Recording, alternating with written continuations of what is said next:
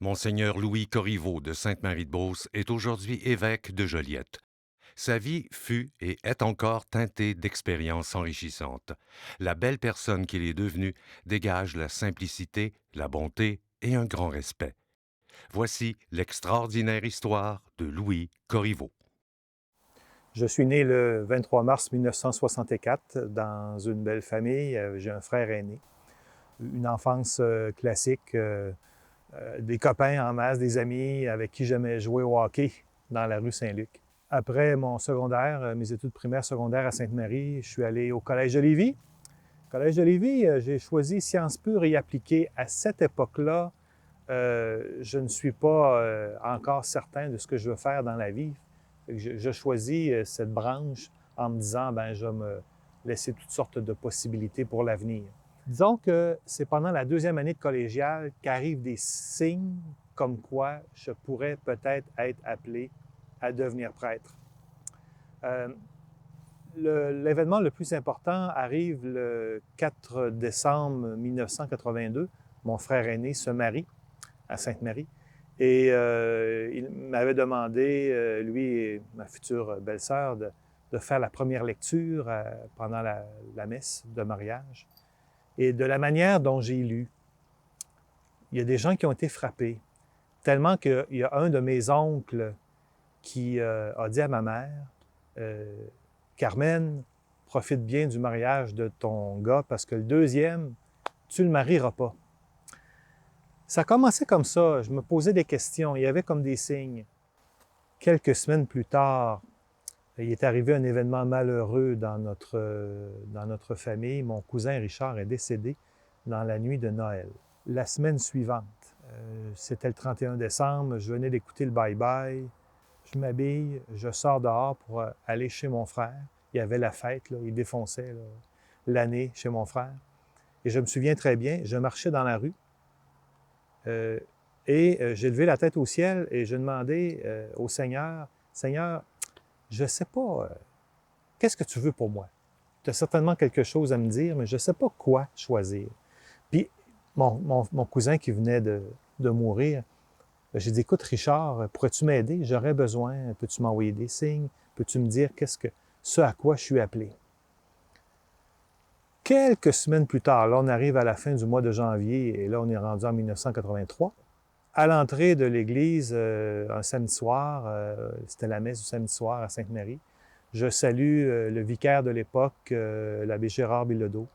Et lui-même, quand je le salue à l'entrée, avant la messe, il ressent quelque chose. Assez fort pour qu'il me dise, Louis, je vais t'appeler à un moment donné. La semaine suivante, il m'appelle, c'est le samedi matin, je suis à Sainte-Marie, et il me dit, Louis, viens-tu à la messe ce soir? Oui, est-ce que pourrais-tu venir au presbytère après la messe? J'aimerais ça jaser avec toi. Et c'est là que dans la conversation, le samedi soir, il me dit, ben, d'abord, il m'a fait un reflet. Il dit, Louis, tu es quelqu'un qui a beaucoup de foi. Moi, c'est la première fois que quelqu'un me reflétait ça.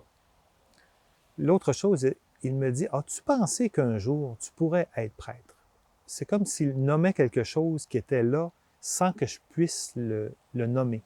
C'est comme si lui, il a vu quelque chose que moi, j'étais incapable de percevoir. Mais en même temps, je me disais, il me semble que ça a du bon sens, que je devienne prêtre. Je n'étais pas sûr, parce que quand je suis entré au collège, je n'avais pas cette idée-là en tête. Mais là, c'est assez fort que lorsque je suis revenu, après cette rencontre avec l'abbé Bilodeau, je suis rentré dans la maison, il était quoi, 11 heures du soir, il était assez tard. Ma mère m'a dit plus tard, elle dit, quand tu es entré dans la maison, la manière dont tu marchais, j'ai senti qu'il s'était passé quelque chose. À partir de ce moment-là, je prends la décision d'entrer en formation pour devenir prêtre, donc au mois d'août suivant, 1983. Donc, il a fallu que je m'inscrive à la faculté de théologie de l'Université Laval, faire des cours de théologie. Et en même temps, d'habiter dans une maison de formation pour ceux qui pensent un jour devenir prêtre. C'est important de savoir que quand j'entre à ce moment-là, je n'entre pas avec l'idée que c'est sûr que je vais être prêtre. J'ai bien dit à mes parents, j'ai dit, écoutez, là, si j'aime pas ça, je verrai pas fou, là. Si j'aime pas ça, je vais m'en aller. Et c'est exactement le rôle du grand séminaire. C'est assez long comme formation, ce qui fait qu'on a le temps à ce moment-là de réfléchir, de vérifier si on est appelé, si vraiment on est appelé à devenir prêtre ou non. Quand j'entre au grand séminaire au mois d'août 1983, d'abord, il y a une coupure. Hein. Je devais réapprendre, en tout cas, à vivre avec un nouveau réseau de personnes. J'étais attaché à mes amis et là, il y avait une première coupure. Là. Il a fallu que je m'habitue à ça. Ça dure 6 ans, la formation de devenir prêtre. Bien sûr, il y a des études en théologie. On forme, dirons, la tête, mais il faut aussi former le cœur d'une personne. Le grand séminaire, c'est pour apprendre à développer un cœur de prêtre, on va dire un cœur de pasteur. Comment aimer les gens, comment les écouter. Puis dans un grand séminaire aussi, comment prier, comment chanter, comment proclamer un texte, comment avoir une prise de parole en public. Hein, c'est tous ces côtés du prêtre qui sont travaillés pendant le grand séminaire.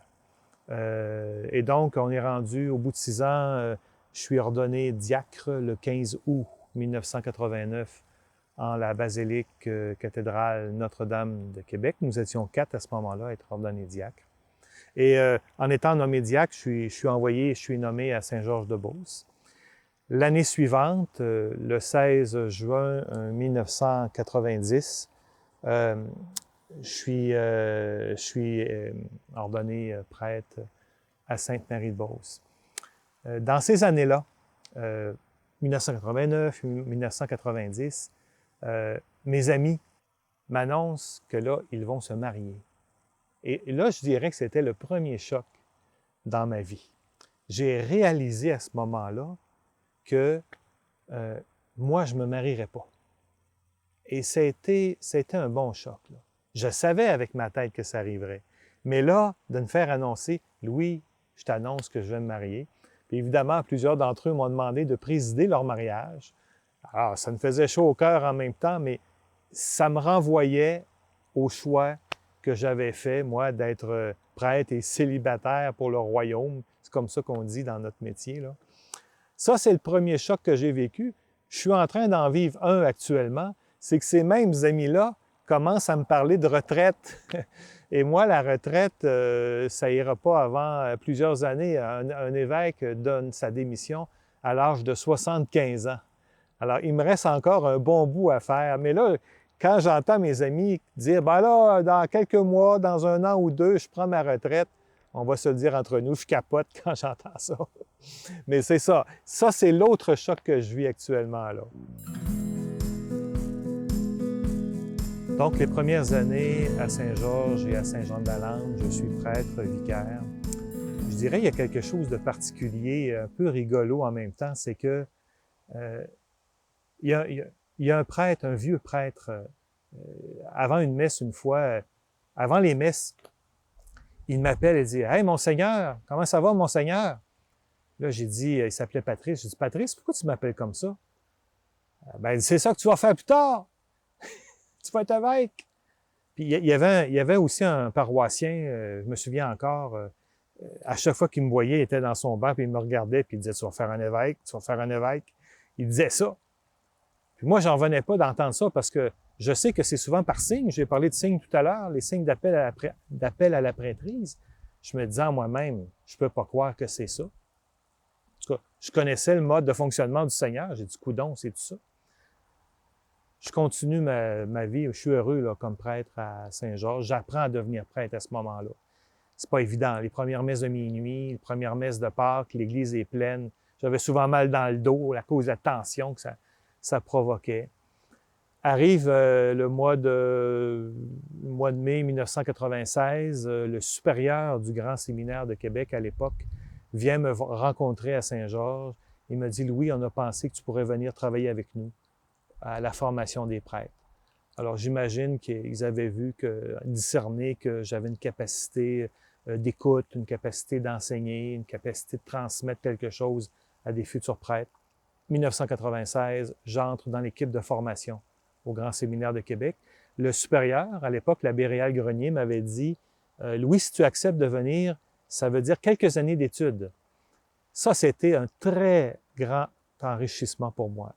Une année au Centre de spiritualité Manrese, c'est une école de formation pour accompagnateurs spirituels. Et la deuxième année, c'est une année vécue dans la ville de Paris, avec des jésuites. J'ai été à l'école, j'ai entendu des grands maîtres m'enseigner. C'était extrêmement enrichissant. Bon, vous le savez, Paris, c'est un musée en plein air. Les pièces de théâtre, j'aime beaucoup le théâtre. Je suis allé à l'opéra. Je pensais à mon père à ce moment-là, qui aurait voulu être avec nous, qui aurait aimé ça, être avec moi à l'opéra. Alors, ce sont des années d'enrichissement. Donc, j'ai travaillé 14 ans à la formation des prêtres. Quand est arrivé le mois de mai 2010, encore là, il se passe un autre changement. Il y a un évêque de Québec, un des évêques qui travaille au comité des nominations, vient me voir et me dit « Louis, la cure de Saint-Raymond est actuellement libre. Le curé qui est là actuellement a donné sa démission et donc on aura besoin de toi pour Saint-Raymond. » Et j'accepte d'aller. Et c'est pour la première fois de ma vie, je suis nommé curé. Donc j'étais prêtre formateur, j'étais prêtre vicaire, mais là je deviens prêtre curé d'une paroisse. Et donc, j'ai été à Saint-Raymond. Bon, il y avait aussi les paroisses aux alentours, Saint-Léonard, Rivière-à-Pierre, Sainte-Christine d'Auvergne.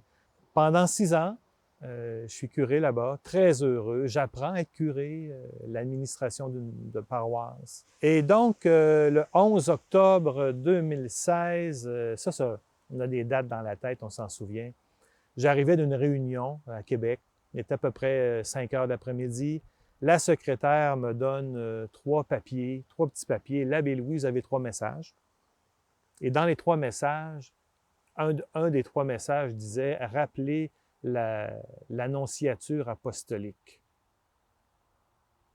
Le nonce apostolique, c'est le représentant du pape dans chaque pays. Alors, il fallait que j'appelle à Ottawa. Et je savais qu'à ce moment-là, on était sur le point d'entendre la nomination de deux nouveaux évêques auxiliaires pour le diocèse de Québec. Et là, j'avais le papier entre les mains.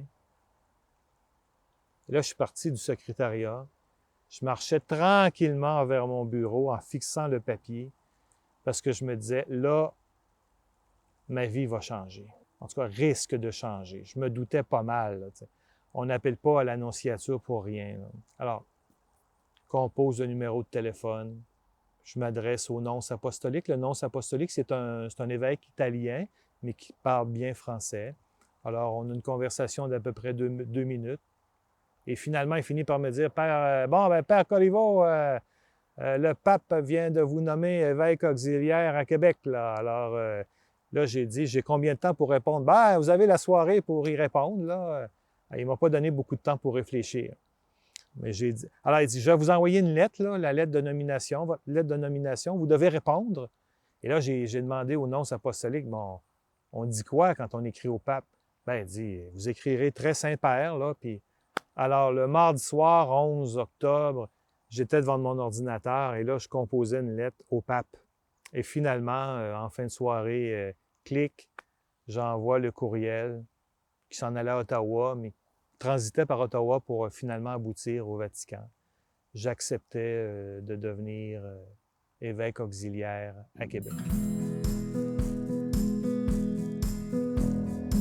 Dans ma conversation avec le nonce apostolique, le nonce me dit, vous pouvez en parler au cardinal. C'est un secret, là. Je ne peux même pas en parler à ma mère. Là. Alors, le lendemain, j'appelle le cardinal. Il était en Terre Sainte à ce moment-là. Et j'ai dit, Gérald, j'ai reçu un téléphone du nonce apostolique. Et il me dit, « Eh! » Il me dit ça comme ça. J'ai dit oui. Et là, il dit, mon cœur est dans la joie. Lui, il était heureux, heureux. Et là, pendant que je suis en train de parler avec le cardinal, je me mets à pleurer. J'ai dit, là l'émotion a monté. J'avais gardé ça. Depuis la veille, je gardais silence. Je faisais, low profile, là, non, poker face, là. Faut pas que ça paraisse. Mais j'étais bouleversé. Mais là, ça ressortit dans ma conversation avec le cardinal. Alors, L'annonce officielle a eu lieu 2 semaines plus tard, exactement 2 semaines plus tard, le mardi 25 octobre à midi, heure de Rome, et donc à 6 heures du matin ici. Sur mon téléphone portable, je commence à recevoir des textos de félicitations dès le matin, 6h30, 7h. D'ailleurs, c'est comme ça que je l'ai appris à ma mère. J'ai dit à ma mère, regarde, maman, j'ai reçu un texto. C'est un de mes collègues prêtres qui me félicite pour ma nomination d'évêque. Alors, c'est comme ça que ma mère l'a su. Donc, il y a eu la préparation à la cérémonie. La cérémonie a eu lieu, la cérémonie pendant laquelle je suis devenu évêque. On était deux évêques auxiliaires. C'était le 8 décembre, donc, 2016, dans la basilique de Beaupré, Sainte-Anne-de-Beaupré. Il fallait un lieu assez grand pour être capable d'accueillir beaucoup de monde. Je n'ai pas quitté la paroisse, mes 4 paroisses tout de suite. J'ai continué d'être à la fois curé et évêque pendant quelques semaines. J'ai vraiment quitté, et je me souviens très bien encore, on peut dire que c'était dans la nuit du 31 décembre au 1er janvier. Il y avait une fête parce que c'était le 175e anniversaire de la fondation de Saint-Raymond-de-Portneuf. Alors, il y avait une fête à l'extérieur de l'église. J'étais parmi les gens. Et là, je vivais un mélange d'émotions. C'était la fête, mais en même temps, au milieu de la fête, je suis monté dans ma voiture avec mes bagages et j'ai quitté pour Québec. Le lendemain, le 1er janvier au matin, à la messe de 10 heures, je présidais l'Eucharistie, donc pour la première fois comme évêque auxiliaire de Québec, dans la basilique Notre-Dame de Québec. Donc, ma vie est bouleversée. Je commence une nouvelle vie. Le lendemain, le 2 janvier, donc on est en 2017, là, c'est la traditionnelle partie de hockey avec mes amis. On se réunit à l'aréna à Sainte-Marie, on joue au hockey, puis ensuite on se rassemble chez ma mère. Et les gars, on soupe ensemble. Ça, c'est une tradition depuis plusieurs années. Mais au moment où les amis arrivent, je reçois un téléphone. C'est un prêtre de Québec qui m'appelle. As-tu quelques minutes? Fait que là, ben, je dis oui, j'ai quelques minutes. Mais la famille arrivait. Il dit, Louis, en bref, j'ai un projet à te proposer. Je suis à la recherche de prêtres qui sont capables de chanter parce que Mario Pécha veut faire un disque avec des prêtres. Ça m'a étonné. En même temps, sur le coup, j'ai hésité. Surtout dans le Québec d'aujourd'hui, faire un disque avec, avec des prêtres. J'ai hésité au point de départ. Mais après ça, je me suis dit, quand même, il y a un prêtre, il y a quelqu'un de l'extérieur, un artiste bien connu, très aimé du Québec, qui nous demande de participer à un projet avec lui. C'est embêtant de dire non. Et finalement, j'accepte puis d'embarquer dans cette aventure. On va enregistrer finalement 3 disques, 2 tournées de concerts de Noël, un disque d'or dans ça. Les gens nous disent que les disques leur apportent beaucoup de paix. Et ça, c'est quelque chose pour nous qui est très important d'entendre. C'est pour ça qu'on a fait ça.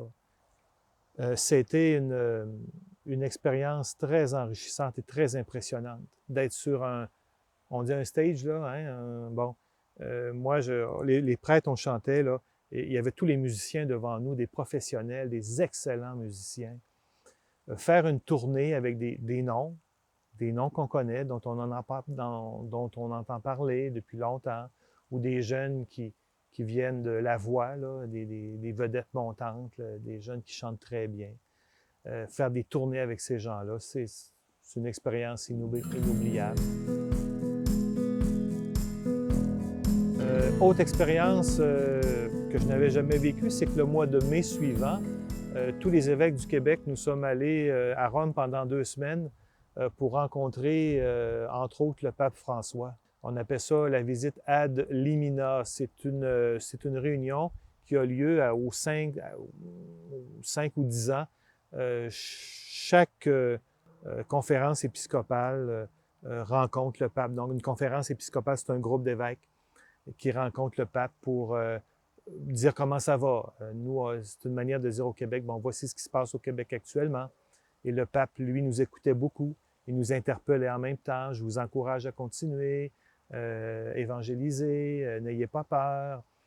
C'est pas seulement le pape qu'on rencontrait, on représentait aussi d'autres représentants Là-bas, on ne dira pas des ministères, on va dire des dicastères. Alors, ils représentent différentes, par exemple, la pastorale de la famille, l'évangélisation, la communication. C'est comme par exemple dans la communication, ils nous ont dit l'importance d'entrer dans les réseaux. Et si on veut annoncer la bonne nouvelle, là, ils nous l'ont dit, bien, la bonne nouvelle a toujours emprunté les chemins du monde. Bien là, les chemins du monde, ce sont les médias sociaux, c'est l'Internet, et veut pas, il faut apprendre à s'insérer dans ce milieu-là. J'ai été 2 ans, presque 2 ans et demi, évêque auxiliaire à Québec. Ensuite, mon travail d'évêque à Québec m'a donné l'occasion, par exemple, de travailler au comité des nominations. Alors, quand il y a des changements de prêtre, quand un curé a fini 12 ans quelque part, il faut le nommer ailleurs. Alors, il faut le rencontrer, ce curé-là. Quand il y a des changements de prêtres aussi, différents prêtres. Alors, il y a toujours un brassage à chaque année de prêtres qui changent de paroisse. Il faut les rencontrer, il faut discuter avec eux. Alors, ça faisait partie de mes tâches, là. Pendant 2 ans et demi, j'ai fait ce travail-là. Un évêque aussi, ça fait des confirmations. On préside aussi des grandes cérémonies, souvent là, la fermeture d'une église ou la fermeture d'une communauté religieuse. Dans mes tâches, je représente aussi, je suis un évêque québécois, mais je suis un évêque aussi canadien. Et donc, il y a aussi une réunion annuelle des prêtres du Canada. On est une centaine. Et on se distribue des tâches, des responsabilités.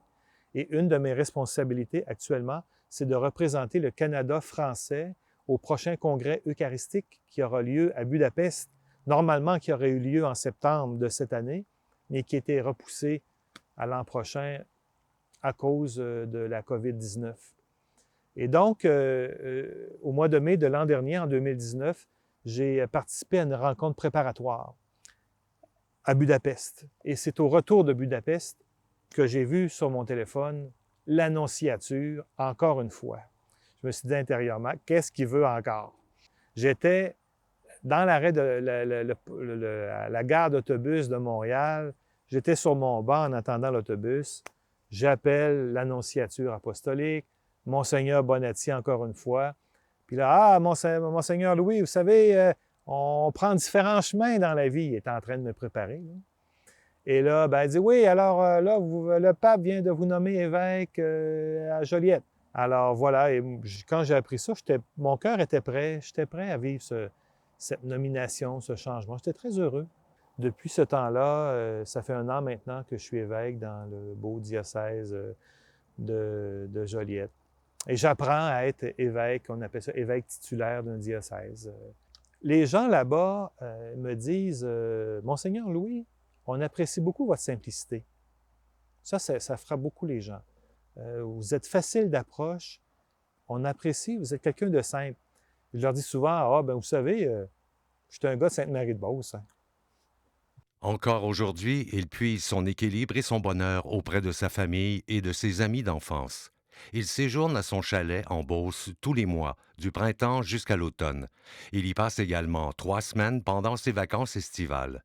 Il redevient alors Louis Corriveau, le petit gars de la rue Saint-Luc. C'est ça la vie.